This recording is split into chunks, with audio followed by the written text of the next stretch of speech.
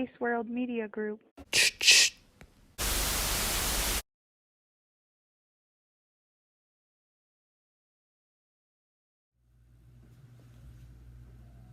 Yo, what's up?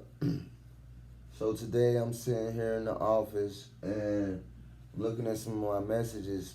I just got a message from my realtor about a couple properties. She actually didn't send me two properties that I'm finna pretty much do a deal analysis on to see if it's a good deal or not. So I was just gonna show you guys how is it that I'm analyzing these deals when I'm out here looking for these properties. Um, so I'm gonna go ahead and start. I'm gonna go ahead and start with this one.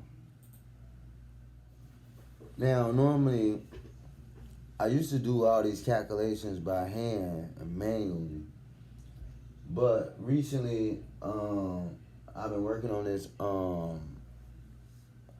spreadsheet that allows me to be able to make all these calculations a lot quicker. I just gotta plug in a few numbers. I got a customized spreadsheet. But here, I'm gonna show you with this property that we got right here.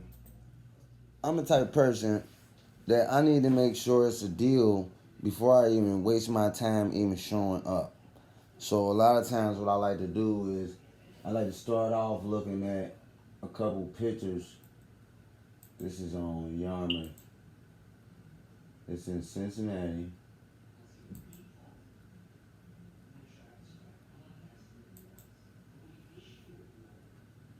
Nice living room. That's apartment one, dining room. So as you can see, it looks like it's fairly newly remodeled. Nice modern colors. It don't really look like it's too much damage. Alright.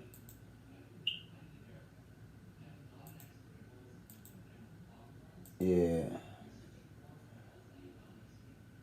So the first thing you want to do is figure out, is this a deal or not?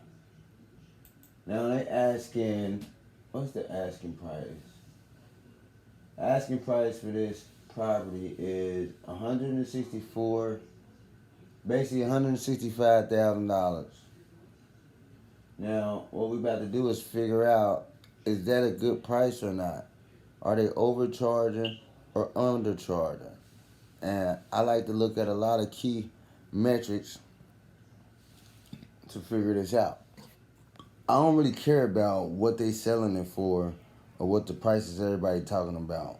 What I do is I like to go check with the Hamilton County auditors, and I like to see what are they valuing the price at, and also I like to pay attention to is there any tax liens on the property, and also know I can get a good idea about what the actual seller paid for it. So I like to look them up on the Hamilton County auditors first.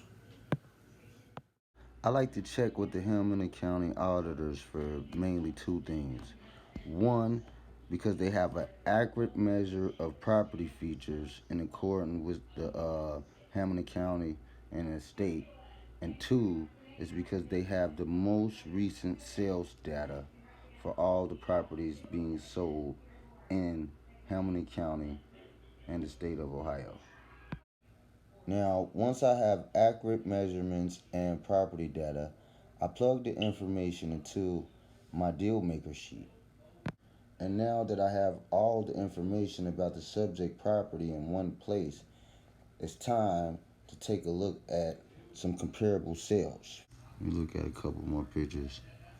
See, now I'm about to hop back over to the auditor site and check out some recent neighborhood sales.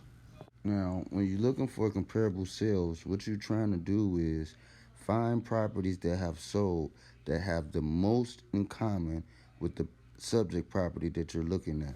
So you're going to look at things like year built, square foot range, what they got down here? You know, if it's a two-family neighborhood, you know, you want to pay attention to what school district the property is in because that has a lot to do with how much taxes you owe year to year. Once you put in this information, what you end up with is a list of properties that have sold within the last 5 to 7 years, 1 to 10 of 22 entries. So 22 properties sold. Let's just see all of them. Okay, and we're going to sort this list from highest sale amount to lowest. Now, when I'm looking at this, what I'm trying to find is the highest price for a property sold in the neighborhood and the lowest price. And I'm also looking for the median price. I am looking to find out what is the average price that buyers are paying for property in this neighborhood. Now you want to take 3 to 7 sales that match the subject property, and we want to go back to our deal maker sheet.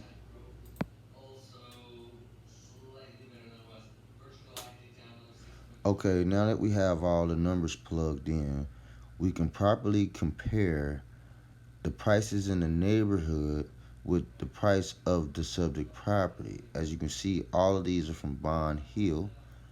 Uh, we got total square footage,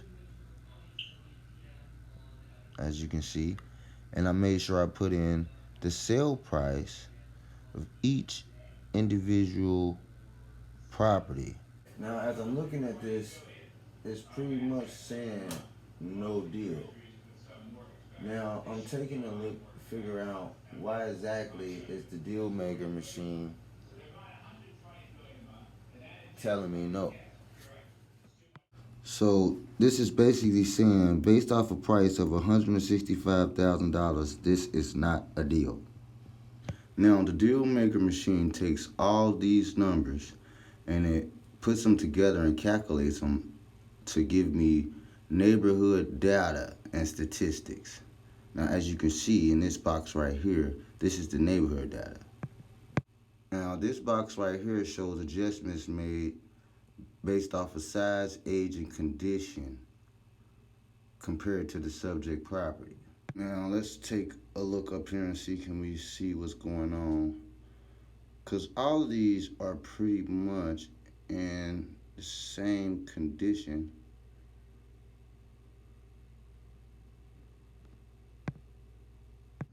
And put this back.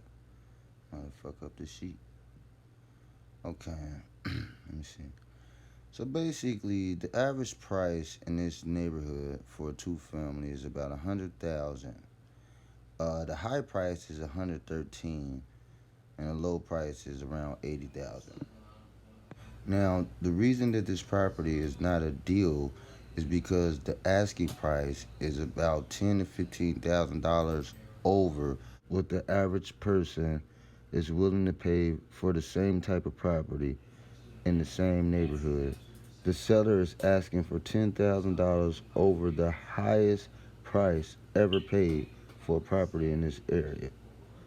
Simply put, no deal.